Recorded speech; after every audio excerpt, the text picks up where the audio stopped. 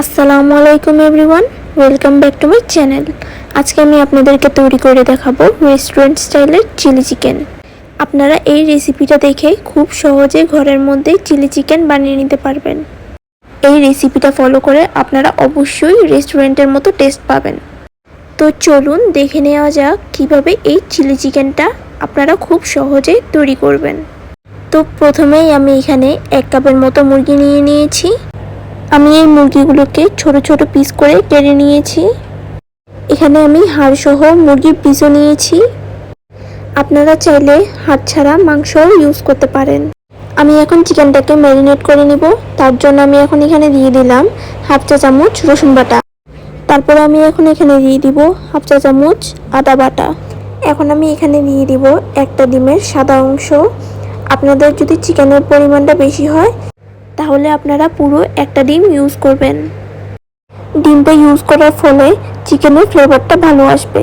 তারপরে আমি এখন এখানে দিয়ে দিব হাফ চা চামচ গোলমরিচের গুঁড়ো। তারপরে আমি এখন এখানে দিয়ে দিলাম 1 চা চামচ শুকনো মরিচের গুঁড়ো। আপনারা চাইলে এখানে পাপরিকা পাউডারটাও ইউজ করতে পারেন। চিকেনটা কোট করে নেওয়ার জন্য আমি এখন এখানে দিয়ে দিলাম 2 চা চামচ কর্নফ্লাওয়ার। কর্নফ্লাওয়ার দেওয়ার কারণ হচ্ছে গিয়ে মুরগিটা সফট থাকবে আর ভাজার পরেও ড্রাই হয়ে যাবে না। তারপরে আমি এখন এখানে দিয়ে দিব 1 চা চামচ ময়দা। পরিমাণে বেশি ময়দা ইউজ করবেন না, নাহলে কিন্তু খেতে ভালো লাগবে না। তারপরে আমি এখন এখানে হাফ চা চামচ গরম মশলা গুঁড়ো ইউজ করছি।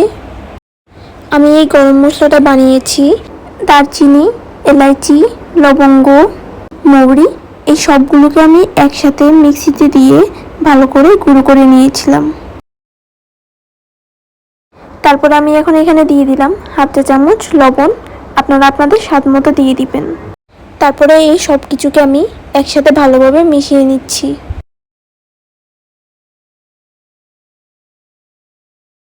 তারপরে আমি এটাকে 40 মিনিটের মতো করে ম্যারিনেট করে ফ্রিজের মধ্যে রেখে দিব।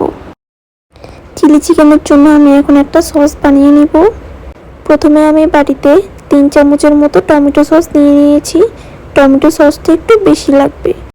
তারপরে আমি এখন এখানে দিয়ে দিব 1 চা চামচের মতো সয়া সস। তারপরে দিয়ে দিলাম 1 চা চামচের মতো চিনি। তারপরে আবারও দিয়ে দিলাম 1 চা চামচের মতো শুকনো মরিচের গুঁড়ো। তারপরে এই সবগুলোকে আমি একসাথে ভালোভাবে মিশিয়ে নিচ্ছি। তারপরে এর মধ্যে আমি কিছুটা পানি অ্যাড করে দিচ্ছি। তারপরে এটাকে ভালোভাবে নাড়িয়ে মিশিয়ে নিচ্ছি। এখন আমি এটাকে সাইডে রেখে দিচ্ছি। পরে এটা আমি রান্নার মধ্যে ইউজ করব। এখন একটা বাটির মধ্যে 2 চা চামচ কর্নফ্লাওয়ার নিয়ে নিচ্ছি। তারপরে এর মধ্যে আমি কিছুটা পানি অ্যাড করে দিচ্ছি। তারপরে এটাকে আমি ভালোভাবে মিশিয়ে নিচ্ছি। এখন আমি চুলোতে তেল গরম করে নিচ্ছি মুরগিগুলো ভেজে নেওয়ার জন্য। তেল গরম হয়ে যাওয়ার পর আমি একটা একটা করে চিকেন দিয়ে দিচ্ছি। তেলটা ভালোভাবে গরম হয়ে যাওয়ার পরই আপনারা ম্যারিনেট করা চিকেনটা দিয়ে দিবেন।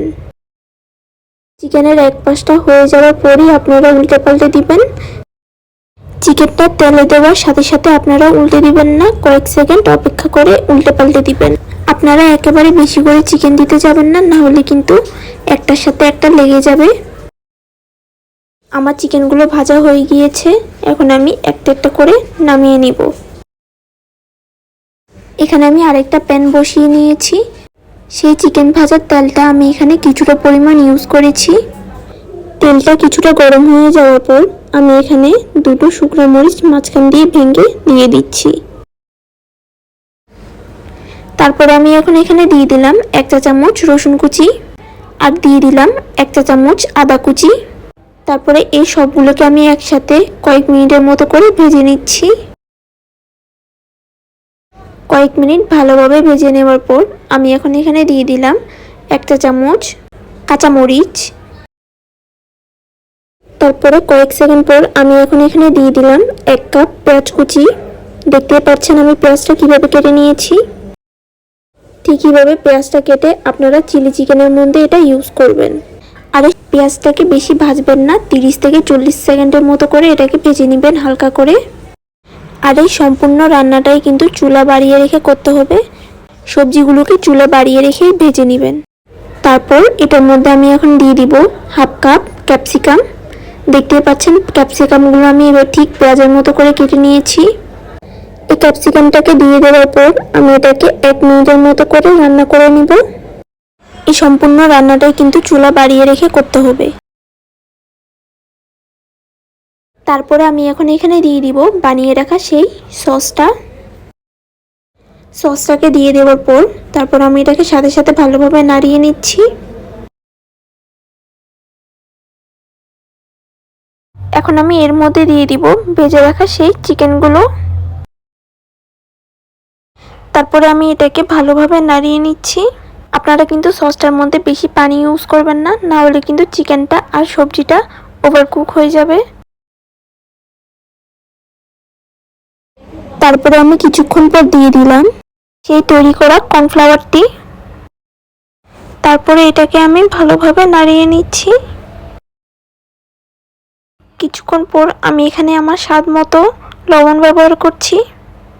তারপরে এটাকে ভালোভাবে মিশিয়ে নিচ্ছি। আর নামানোর আগে দিয়ে আমি এখানে কিছুটা পরিমাণ পেঁয়াজ পাতা ইউজ করেছি। যদি পেঁয়াজ পাতাটা না থাকে তাহলে আপনারা এটা স্কিপ করতে পারেন। তারপরে এটাকে আমি ভালোভাবে নাড়িয়ে নিলাম। এই তো তৈরি হয়ে গেছে আমার রেস্টুরেন্ট স্টাইলের চিলি চিকেন। এই ভিডিওটা দেখে আপনারা রেস্টুরেন্ট স্টাইলের চিলি চিকেন ঘরে খুব সহজে বানিয়ে ফেলতে পারবেন। যারা এখন আপনারা এটা ট্রাই করেননি, আশা করি এটা আপনাদের কাছে ভালো লাগবে। যদি ভিডিওটা ভালো লাগে আপনাদের কাছে তাহলে লাইক, শেয়ার অ্যান্ড সাবস্ক্রাইব করে দিবেন।